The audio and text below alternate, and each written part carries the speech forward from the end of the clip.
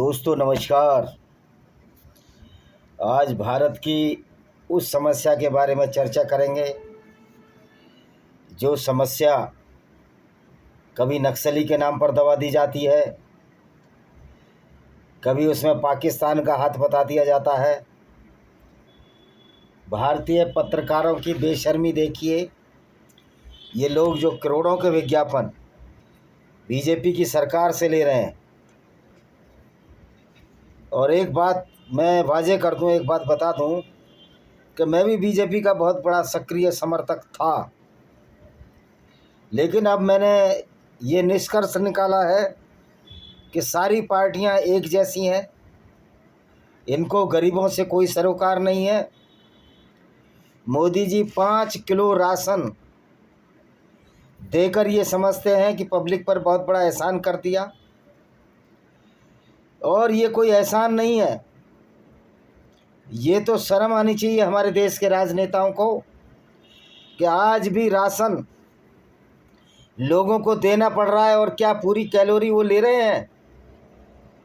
क्या पूरा जो हमारे शरीर के लिए आवश्यकता है, क्या वो खाना खा रहे हैं? जो कल नोएडा में प्रदर्शन हुआ, परसों प्रदर्शन हुआ, उसको कुछ पत्रकार पाकिस्तान का हाथ बता रहे हैं। अब इसमें पाकिस्तान कहाँ से आ गया और पाकिस्तान का हाथ इसमें कैसे हो सकता है? पाकिस्तान के गरीब खुद ही अपनी झंझावतों से जूझ रहे हैं। वहाँ महंगाई इतनी बढ़ गई है कि वो अपनी सरकारों को कोस रहे हैं। वहाँ के सेनाध्यक्ष असीम मुनीर, जो कि एक गुंडा है जिसने सत्ता हथिया ली है, कोस रहे हैं। तो पाकिस्तान का हाथ बताने वाले मूर्खों को मैं ये कहना चाहता हूँ कि आप लोग सच्चाई का साथ दें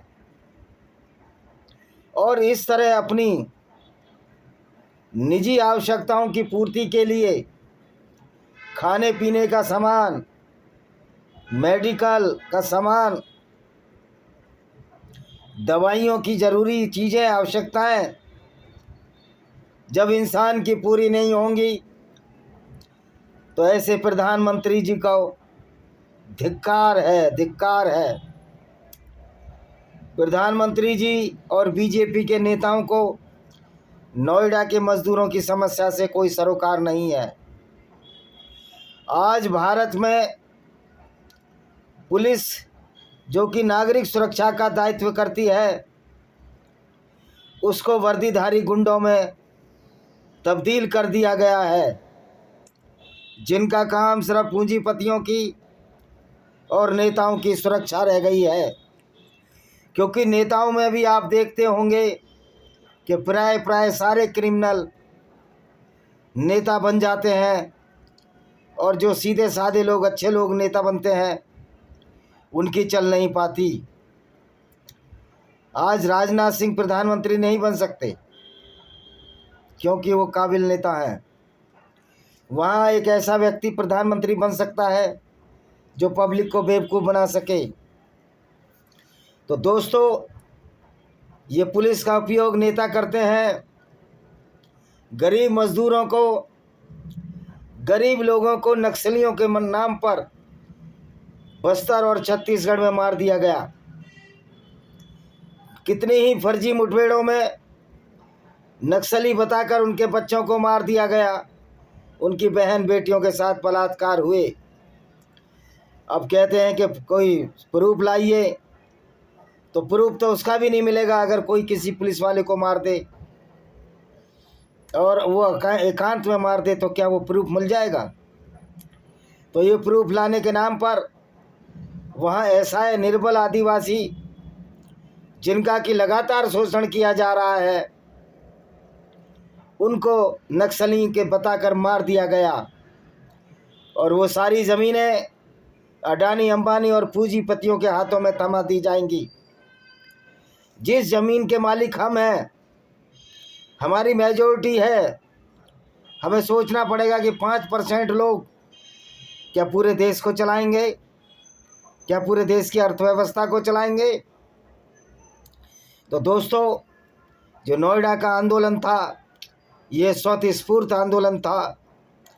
जब लोगों को अपना हक नहीं मिलता तो इस तरह की घटनाएं होती हैं और होती रहेंगी। वो दिन दूर नहीं जब पुलिस का दमन चक्र इतना बढ़ जाएगा कि लोग सड़कों पर आने को मजबूर हो जाएंगे। नेपाल का हाल आपने देखा। आज उनके प्रधानमंत्री बालेन शाह, जो कि विधिवत रूप से चुनकर आए हैं, वो आज खुलेआम सड़कों पर घूमते हैं, लोगों से मिलते हैं। तो दोस्तों, आज का जो युग है अन्याय सहने का नहीं है।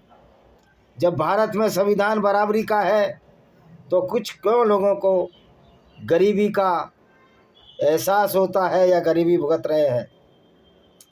साफ साफ मालूम है कि ये लोग अपने अधिकारों से वंचित किए जा रहे हैं, जिसमें पुलिस प्रशासन का सहयोग लिया जा रहा है। यानी कि जो हमारे आईएएस अधिकारी हैं अधिकांश और पुलिस वाले हैं, उनको सिर्फ इसलिए भर्ती किया जा रहा है वे पूंजीपतियों का मार्ग प्रशस्त करें, उनके पैसे कमाए जाएं, उनका मुनाफा बढ़ता जाए। आज पिछले जब से मोदी सरकार आई है सैलरी शून्य बढ़ी है।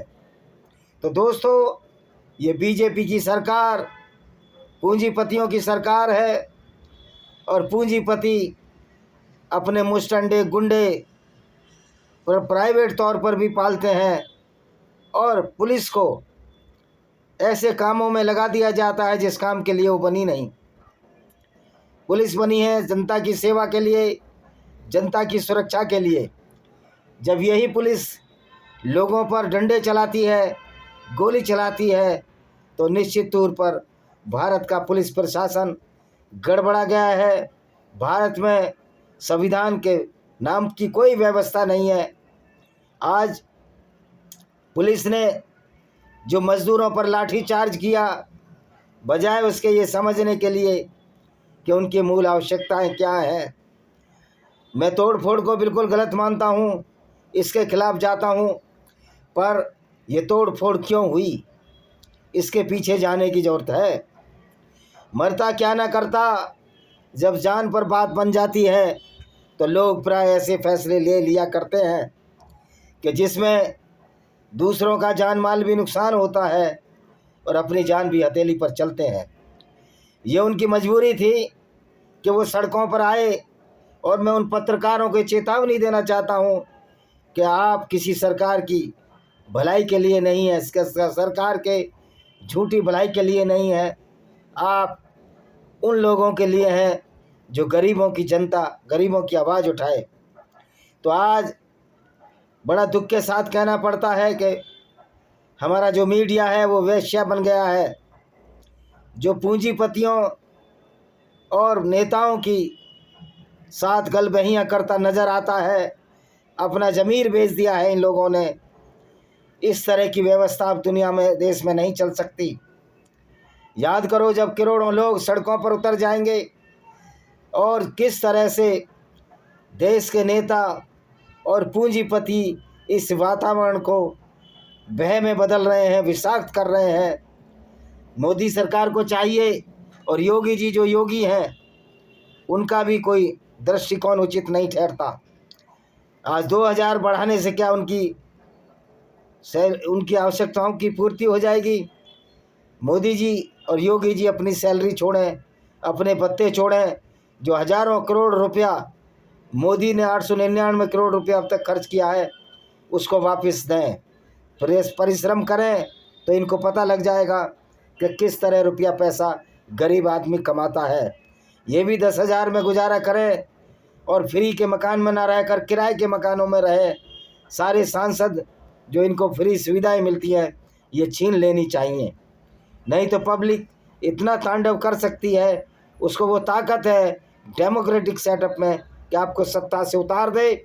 और जो लोग, लेकिन होता क्या है भारत में, सारी पार्टियों में इसी तरह के लोग बैठे हैं। गरीबियों की समस्याओं का हल सड़क पर उतरने से ही होता है। इसमें खून खराबा होता है, क्रांतियों में खून खराबा होता है, पर वो व्यवस्था जो गुंडागर्दी करती है पुलिस के नाम पर, शासनों के नाम पर, और जुडिशरी में भी अब इस तरह की गुंडागर्दी आम हो गई है कि गरीबों का हक दबाया जाता है। जब लोगों की आत्मा मर जाए, सत्ताधीशों की आत्मा मर जाए, फिर क्रांति होती है, और क्रांति में खून तो बहता है। रक्तहीन क्रांति जब संभव है जब सारे ने एक पार्टी के नेता ईमानदार हों, कोई बालन शाह जैसा प्रधानमंत्री आए, जो कि भारत में अभी दिखता नहीं। लोगों में नैतिकता का अभाव है, मॉरलिटी का अभाव है। पूजा पाठ पाखंड ने देश को इतना बर्बाद कर दिया है कि लोगों को धर्म और अधर्म के बारे में पता नहीं है। तो जो नोएडा के मजदूरों ने प्रदर्शन किया, उसके हिंसक होना की वजह से योगी सरकार जिम्मेदार है, मोदी की सरकार जिम्मेदार है, और उससे पहले कांग्रेस की सरकारें जिम्मेदार थीं। तो दोस्तों, इस तरह के आंदोलन चलते रहेंगे और चलना भी चाहिए। स्वस्थ मानवता में यही होता है कि सबको बराबरी का हक मिले। कोई पिट रहा है, कोई लगातार पीटता जा रहा है, ये अब चलने वाला नहीं है। और मैं देश के लोगों से आह्वान करता हूँ कि इस भ्रष्टाचार जो कि हमने ही फैलाया है, हमारे ही भाई पुलिस में है, हमारा ही भाई हर जगह है, इस भ्रष्टाचार के खिलाफ सड़कों पर आएँ और अपना डेमोक्रेटिक तरीके से सड़कों को घेर लें। करोड़ों लोग सड़कों पर आएंगे, और हमारे आर्मी और पुलिस वाले जो ईमानदार हैं उनसे भी यही अपेक्षा है कि आप इन लोगों का साथ दें और मानवता की रक्षा करें। कल को आपको भी रिटायर होना है, उसके बाद भी आप पब्लिक में जाएंगे, तो क्या समझते हो इस तरह के अत्याचार कर कर आप बच जाएंगे? आप रिटायरमेंट की ज़िंदगी आराम से जी लेंगे? ऐसा संभव नहीं हो सकता, क्योंकि पब्लिक अब जाग गई है। इसी के साथ मैं इस वीडियो को विराम देता हूँ। वंदे मातरम, जय हिंद, आपका दिन शुभ हो।